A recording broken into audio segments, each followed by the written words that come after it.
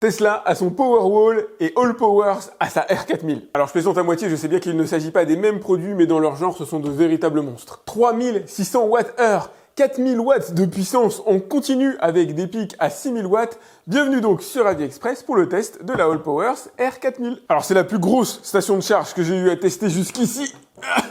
Elle pèse la bagatelle de 45 kg. Et je vous le dis honnêtement, pour la monter sur la table, on s'y est pris à deux. Alors elle a des poignées, en plastique certes, mais quand même assez costaud pour pouvoir la porter. Vous avez les poignées situées de part et d'autre de la station de charge, avec un revêtement caoutchouté orange sur la partie inférieure pour une bonne préhension. Oui mais voilà, 45 kg à déplacer à la verticale, c'est tout simplement trop pour moi. Par contre à l'horizontale, ils ont pensé à quelque chose. Deux belles roues caoutchoutées situées à l'arrière, et un trolley situé à l'avant. Et ça y est, miracle de la technologie, la powerbank devient déplaçable, alors sur sol lisse quand même, idéalement. La résistance du trolley a l'air plutôt bonne, mais attention à ne pas trop le solliciter verticalement aussi. Vous l'aurez donc compris, malgré de bonnes idées pour la rendre amovible, cette R4000 reste une station de charge électrique plutôt sédentaire. Enfin après, chacun sa force, mais moi je suis assez éloigné de Ragnar le Breton. Si, un point qui aurait pu me passer totalement inaperçu, les petits pieds ici avec le gros caoutchouc d'1 centimètre situé en bas. À un moment donné, à proximité du sol, je l'ai lâché sur à peu près une dizaine de centimètres et j'étais bien heureux de retrouver ces pieds caoutchoutés, notamment pour mon carrelage. Au niveau de sa constitution extérieure, elle a été intégralement réalisée en plastique comme vous pouvez le voir, ce qui ne l'empêche pas d'être solide, d'être résistante, on a une bonne épaisseur. C'est l'évidence bien sûr, mais je préfère quand même le dire, l'armature qui contourne la station de charge est quant à elle réalisée en métal. Jusqu'à 11 appareils peuvent être rechargés en même temps, 1, 2, 3, 4, 5, 6, 7, 8, 9, 10, 11. Vous avez bien sûr du DC 12 volts utilisable sous la forme allume-cigare. Vous allez retrouver ici la partie USB, de l'USB-A classique en 18 watts au nombre de 4. Vous avez ici de l'USB-C 100 watts qui pourra recharger un ordinateur si votre PC est compatible. Et vous allez retrouver 4 prises 220-240 volts. Et on va presque tout tester à l'intérieur de cette vidéo. Je brancherai tout à l'heure des appareils ultra gourmands en consommation d'énergie pour essayer de la mettre en échec, sinon ce serait pas drôle. Il s'agit de prises 16 ampères protégées par un petit capuchon, alors qui n'est pas étanche, c'est pas la vocation de la station de charge de toute façon. À titre perso, j'aurais préféré que les capuchons soient en caoutchouc plutôt qu'en plastique rigide. Voyons voir maintenant comment elle se recharge. Ça se passe derrière le clapet que vous avez juste ici, vous avez le recharge sur prise 230 volts à l'aide du câble qui est fourni bien sûr à l'intérieur du package, mais vous avez aussi le recharge via panneau solaire avec le port XT60 et encore une fois, le câble est fourni à l'intérieur du package pour le brancher directement à des panneaux. Les deux prises situées ici permettent de connecter d'autres powerbanks. Et oui, parce que si les 3600 Wh déjà colossaux de cette station électrique ne vous suffisent pas, vous pouvez en connecter 5 de plus pour atteindre 21 600 Wh. Toujours sur la partie arrière, vous aurez sûrement noté la présence d'un disjoncteur et d'un port habituellement dédié au chargement des véhicules qui pourra recevoir du 2000 watts. Et j'ai bien dit recevoir, malheureusement pas envoyer. De toute façon, à échelle d'un véhicule électrique, une powerbank de ce type-là, ça vous donnerait que quelques kilomètres d'autonomie. 2000 watts est d'ailleurs un bon chiffre à retenir, c'est ce que va tolérer en entrée, alors bien sûr sur levé la powerbank, mais aussi à l'aide de panneaux solaires. Tout cela nous promet un rechargement en moins de 2 heures qui est plutôt confortable. Après, niveau panneau solaire, j'imagine que vous n'avez pas 2000 watts de panneaux solaires à mettre dessus. Si jamais vous vous posez la question de l'installation idéale, en pleine journée, si vraiment il fait beau, il faudrait au moins 800 watts de panneaux solaires pour parvenir à la recharger en un temps raisonnable, c'est-à-dire une très grosse demi-journée. Côté cool, vous allez pouvoir cumuler le meilleur des deux mondes. 2000 watts en solaire plus 2000 watts en EV, vous avez une capacité de recharge réelle de 4000 watts pour cette powerbank, ce qui permettrait en théorie de la recharger en moins d'une heure. Côté secteur, les choses sont sensiblement différentes. Si dans les faits, la station électrique est bel et bien en mesure d'absorber 4000 watts via le secteur et donc de se recharger en une heure, un petit peu plus, entre 1 heure et 1 heure et demie en réel, il vous faut par contre avoir l'installation électrique qui va bien. Pour bénéficier de cette recharge rapide, la powerbank consomme quand même du 20 ampères et je sais pas pour vous, mais moi mes prises ne sont pas taillées comme ça. Pour bénéficier du mode fast charge, il vous faut donc avoir l'installation qui va bien au moins du 20 ampères avec des fils de 4 mm². Si c'est pas votre cas, vous n'avez qu'à vous mettre en mode normal pour la vitesse de rechargement. Ici vous allez avoir les constantes principales de la powerbank avec bien sûr son niveau de chargement. Donc là je suis à 66%. Et l'autonomie qui s'affichera automatiquement en fonction du type d'appareil que vous brancherez dessus aussi pour vous donner un ordre d'idée de combien de temps ils peuvent fonctionner. C'est parti. Et j'ai la consommation instantanée qui s'affiche et là on est à autour de 1400 watts, alors par intermittence, voilà avec du 500. Et si j'appuie à ce niveau-là, j'ai une estimation du temps restant d'utilisation du sèche-cheveux variant autour de 1 heure en pic de consommation à 3h06. Cette variation est liée au fait que la résistance du sèche-cheveux n'est pas allumée en permanence évidemment. Je ne vais pas vous montrer 100% de l'écran, vous pouvez mettre sur pause si vous voulez avoir accès aux différentes constantes, avoir un peu plus d'informations. Vous allez pouvoir éteindre à l'aide de l'écran tactile les différentes zones ou les allumer si jamais vous le souhaitez. Vous allez dans Settings, alors c'est plus ou moins réactif, pour modifier par exemple... Ah mince, dommage. J'aurais bien aimé qu'il y ait le français, mais c'est pas le cas. Alors la fréquence ici, on va être sur du 50 Hz en ce qui nous concerne. Ici, vous avez le mode normal ou le mode éco, qui signifie juste que vous allez pouvoir programmer l'extinction de la station de charge. C'est pratique parce qu'une station consomme de l'énergie lorsque les prises de 130 volts sont allumées. Ça consomme un petit peu, pas énormément, mais il y a toujours un petit résidu de consommation.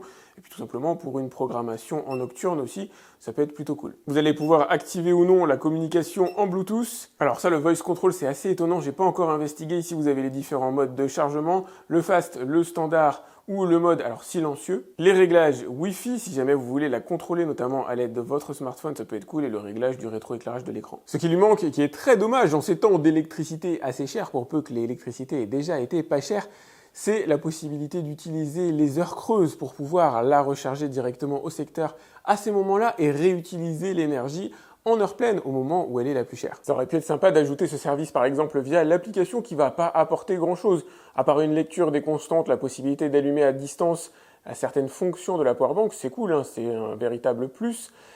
Mais grosso modo, l'application, sinon, ne donne pas grand-chose de plus que l'écran. Au niveau des cellules d'énergie utilisées à l'intérieur de cette R4000, il y a ce qui se fait de mieux aujourd'hui, le LiFePO4, le lithium-ion fer phosphate qui s'oppose fréquemment au lithium, avec des avantages en faveur du LiFePO4, notamment en matière de sécurité, mais surtout en matière de durée de vie de la batterie. On est sur du 500 cycles pour du lithium-ion, on est sur du 3500 cycles ici pour du LiFePO4, sachant qu'au bout de 3500 cycles, la batterie n'aura perdu que, en tout cas d'une certaine manière, 80% de sa capacité de charge, ce qui reste extrêmement réduit par rapport aux 500 cycles de durée de vie à 80% qu'on peut avoir sur du lithium-ion. Pour vous schématiser la chose, 3500 cycles, c'est 10 ans d'utilisation à raison d'un rechargement par jour. Ça laisse le temps de voir venir et surtout de l'amortir. On a vu quand même pas mal d'informations techniques, c'est parti pour le test. Et là je suis un peu en galère parce que comme on l'a vu, mon sèche-cheveux ici à 1800 watts passe sans aucun problème. C'est véritablement les doigts dans le nez pour cette powerbank.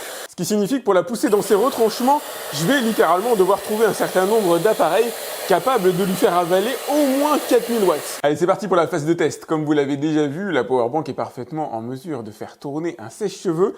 Là, ça va être l'instant what else avec la machine à café. Considérez que ce qui chauffe est ce qu'il y a de plus difficile à gérer pour une station d'énergie, parce que la puissance requise pour faire tourner ce genre de machine est assez élevée. Ici, on est sur du 1280 watts. J'espère que vous parvenez à le lire via l'écran. Alors, je vais essayer de vous faire une mise au point un peu plus flatteuse. On a des pics autour de 1200 watts. Voilà. Normalement, vous devriez pouvoir le lire, 1194 watts par intermittence. Rien qui soit de nature à générer une difficulté insurmontable pour la All Powers. Regardez, pendant la création du café, on est... Ah, c'est dommage.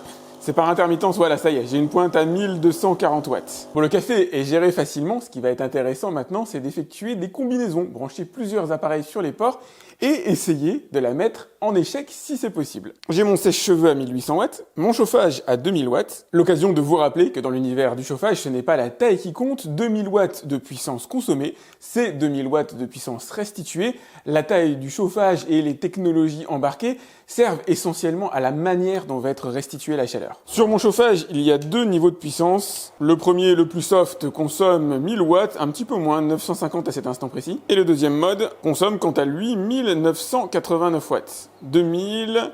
Ah, ça dépasse légèrement les 2000. Donc ça, c'est les doigts dans le nez d'une certaine manière. Ce qui va être intéressant, c'est d'allumer le sèche-cheveux en même temps. Et cette fois-ci, je suis à 2242 watts avec des pointes à 3300 watts, un peu plus. Voilà, 3400 watts par intermittence. Il s'agit d'ores et déjà de la station électrique la plus puissante que je n'ai jamais testée. Je n'ai jamais vu écrit 3400 watts sur aucune des stations que j'ai pu tester jusqu'ici. En règle générale, lorsque je dépasse le niveau autorisé, elles se mettent tout simplement en sécurité et coupent tout. La station a bien compris que j'étais en train de lui en demander beaucoup, du coup elle a allumé son système de ventilation qui fait un peu de bruit, malheureusement, je vais essayer de vous le faire écouter. Il est donc à prévoir, si jamais vous l'utilisez en intérieur, que ce soit dans un salon, comme c'est mon cas ici, ou par exemple à l'intérieur d'un van, un minimum de nuisances sonores, sauf à avoir un endroit, un brin calfeutré dans lequel le mettre, auquel cas il faudra absolument bien sûr prévoir un système de ventilation. Il faut impérativement que l'air puisse circuler. Après évidemment, si jamais elle se retrouve en situation de surchauffe, elle se coupera automatiquement, elle a les détecteurs pour ça, idem pour la surtension, la surintensité. Et c'est exactement ce que j'aimerais tester, donc je vais lui adjoindre un cuiseur, alors qui envoie normalement, en tout cas qui reçoit du 980 watts, on va arrondir à 1000. Et pour tout vous dire, je ne suis même pas certain que ça fonctionne, tout simplement parce que 1000 watts ici, 2000 watts ici, et là par intermittence du 1000, allez, 1002, 1003, 1500 watts, en théorie, elle devrait même pouvoir gérer tout ça, ce qui est assez abusé. Allez, c'est parti, donc le cuiseur consomme 865 watts, je vais mettre le chauffage à fond, je vais mettre le sèche-cheveux à fond. Allez, j'ai des pointes à 4000 watts, mais c'est pas suffisamment pour la mettre en échec, puisqu'elle supporte 4000 watts, et surtout, elle est en mesure de monter plus haut que ça, par intermittence évidemment. Allez, c'est parti, cette fois ça va vraiment être abusé, je vais lui rajouter un grille-pain, consommation 1000 watts. Eh ben, il n'y a plus qu'à allumer tout ça. Hop. Ah, il y a des enseignements à tirer là. Elle est à 2600 watts, ce qui est très étonnant, parce que le chauffage à lui tout seul devrait faire du 2000. Là, le grille-pain est bien en fonction, le cuiseur aussi, et le ventilateur, enfin le sèche-cheveux aussi. Et le sèche-cheveux chauffe, mais très faiblement. Il est plutôt sur du frais à cet instant précis. Donc il y a une espèce d'arbitrage qui est réalisé par la powerbank dans l'énergie qu'elle va distribuer. J'imagine que les autres éléments ne sont pas non plus à leur plein potentiel. Mais ce qui est étonnant, c'est qu'il affiche systématiquement du 2600 watts, alors qu'avec tout ce que j'ai branché, on devrait crever les plafonds. On devrait aller avoir des pointes à 5000 watts de temps en temps, mais au moins être 4000 watts en continu. Ce qui n'est pas le cas ici. Et pourtant, je vous assure, mon vieux grille-pain est bel et bien en fonction. Et ce n'est pas la première fois que j'ai ce comportement-là, sans être en mesure réellement de l'expliquer. Un arbitrage qui est fait dans la distribution d'énergie en fonction des périphériques que j'ai branchés dessus. Ce n'est pas la première fois où j'ai mon sèche-cheveux qui va décroître en puissance pour pouvoir laisser par exemple le chauffage s'exprimer à plein potentiel ou inversement laisser d'autres appareils s'exprimer en baissant par exemple le chauffage en niveau puissance. L'essentiel, c'est que ça fonctionne. Par contre, mon ennui, c'est que moi, ce que je voulais, c'était la pousser à l'échec. Et là, je suis un peu en galère en matière d'appareil. Bienvenue à l'intérieur de mon salon pour évoquer un sujet qui pourrait vous intéresser, la fonction onduleur. Son objectif est d'assurer la continuité de l'électricité à l'intérieur de votre domicile ou de votre bureau si une panne générale survient. On va faire une petite illustration ensemble. Je vais débrancher mon projecteur, ma PlayStation, bref, tous mes appareils vidéo et je vais brancher à la place la powerbank. Puisqu'elle est branchée, elle va puiser à l'intérieur du courant de mon domicile pour se recharger automatiquement à cet instant précis à hauteur de 1000 watts. Ce que je vais faire maintenant, c'est qu'au lieu de raccorder la PlayStation, le projecteur directement aux prises murales, je vais les raccorder à la powerbank. Toute la consommation électrique de mon salon passe désormais par la All Powers, vous pouvez voir, elle se recharge à hauteur de 1000 watts et elle consomme 284 watts pour alimenter, alors là à cet instant précis essentiellement, la PlayStation et le vidéoprojecteur. Ce qu'on va faire maintenant, c'est simuler une panne de courant. Je vais tout simplement débrancher la All Power de la prise murale et regardez, rien ne s'est éteint. Chacun voit midi à sa porte concernant cette fonction à usage quotidien. Elle n'est pas toujours fondamentale, surtout en France métropolitaine. On a assez peu de coupures d'électricité. Par contre, imaginez-vous travailler seul ou à plusieurs avec un ordinateur fixe. Là, ça change absolument tout. Avant, vous perdiez vos données en cas de coupure d'électricité.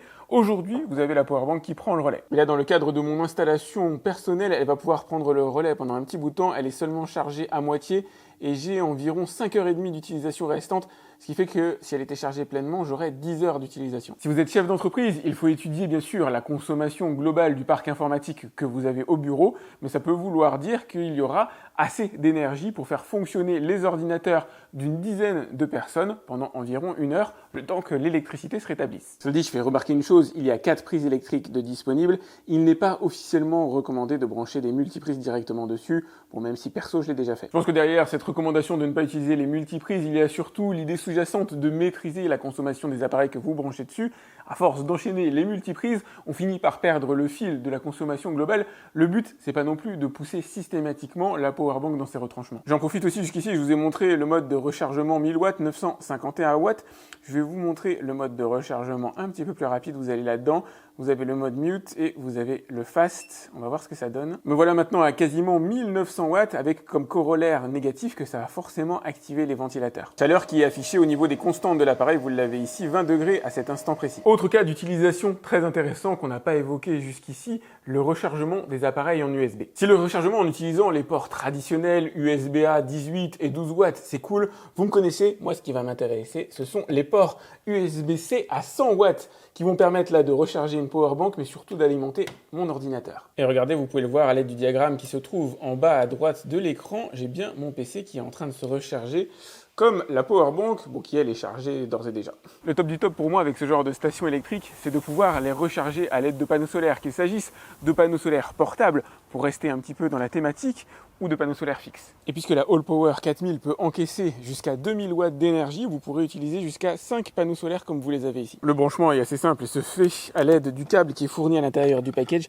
Vous branchez le XT60 directement sur la powerbank et le MC4 sur le panneau. Pour pouvoir brancher plusieurs panneaux solaires, il faudra penser à acquérir une multiprise MC4. Si vous avez 5 panneaux solaires de 400 watts, mécaniquement, vous allez pouvoir recharger la powerbank en moins de 2 heures. Si vous n'en avez qu'un seul, il faudra à peu près 10 heures, 9-10 heures. Ça dépend aussi de l'ensoleillement, évidemment. Je pense que vous l'avez compris, cette Allpower R4000 est un véritable monstre de la nature dans l'univers des stations électriques portables.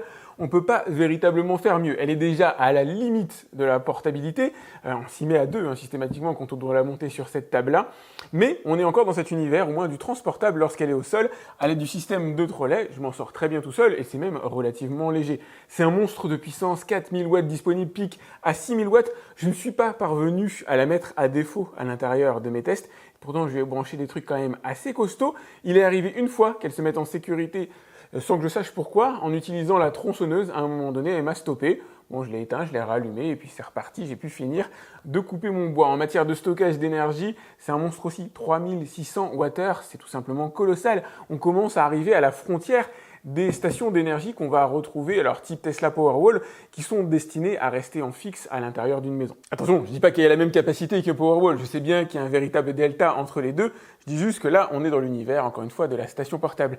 Niveau chargement, alors c'est bien, on peut atteindre 4000 watts, c'est tout simplement colossal. Il va vous être difficile de trouver des vitesses de chargement analogues sur le marché pour de la powerbank à peu près équivalente, mais pour atteindre ces 4000 watts, il faut brancher alors soit sur de l'EV, sur de l'électrique véhicule, un port comme ça, avec en plus derrière l'équivalent de 5 panneaux solaires, et là vous aurez le plein pot. Idem si vous utilisez la prise de courant conventionnelle, il vous faudra 5 panneaux solaires plus une prise de courant conventionnelle pour atteindre les 4000 watts. Ça me paraît un peu utopique, mais rien que l'utilisation du secteur classique vous permettra de la recharger en moins de 2 heures. Ce qui est nickel. À l'intérieur, vous avez ce qu'il y a de mieux. Niveau durabilité en matière de cellules énergie, c'est du LiFePO4 avec 3600 cycles de rechargement. Retenez juste que ça vous permettra de recharger tous les jours la powerbank pendant 10 ans et qu'au bout de 10 ans, elle n'aura perdu que 20% de sa capacité de stockage d'énergie.